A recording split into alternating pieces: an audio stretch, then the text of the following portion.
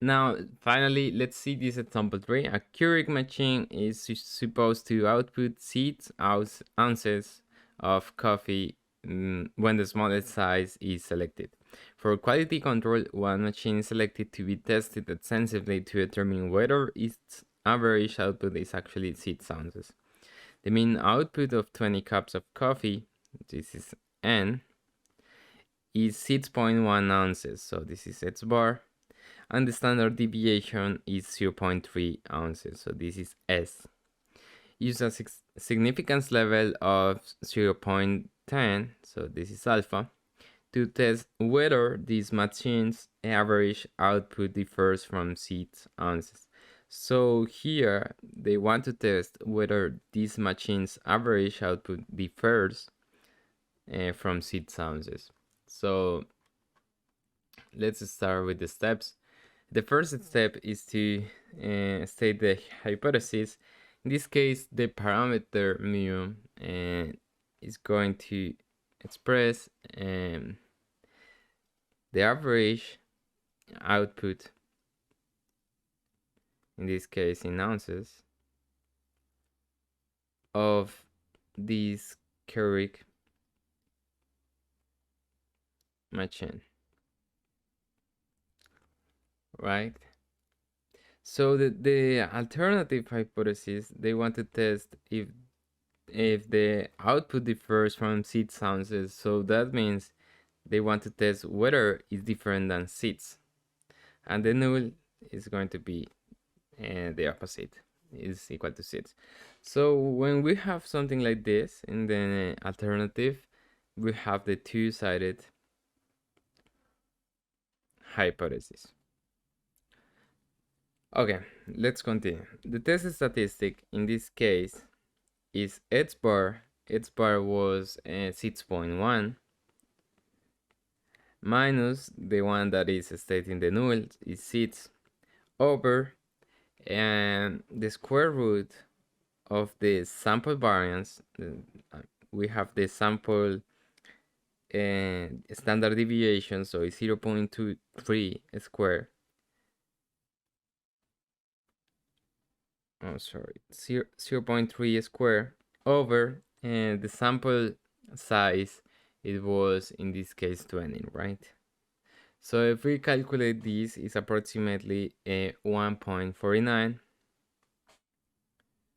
This is our test statistic, 1.49.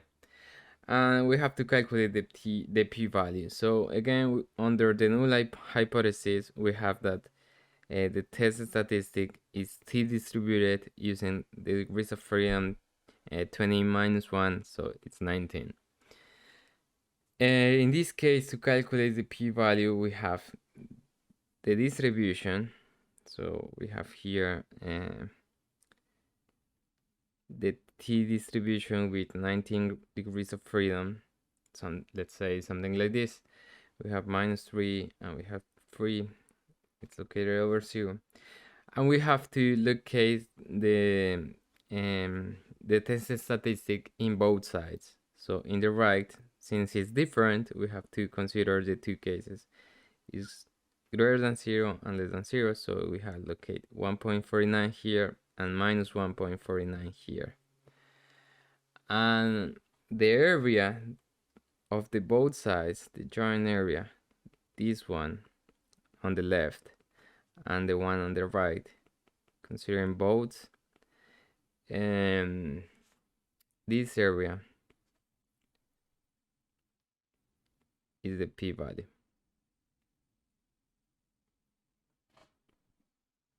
Okay, so yeah, this 1.49, this goes in the negative part and in the positive part. Okay, in this case, if we calculate this area in the applet, we get that the p-value is 0.1526.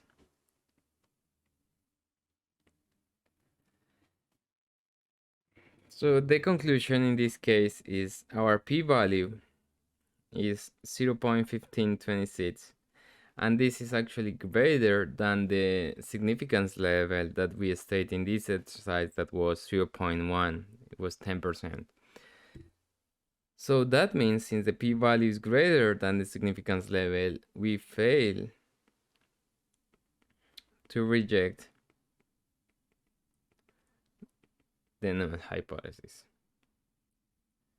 So that means we don't see significant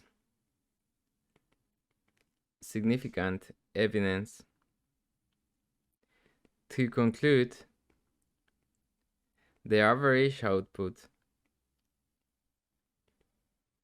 of the Keurig machine differs from 6 ounces. That is the alternative. And that's it.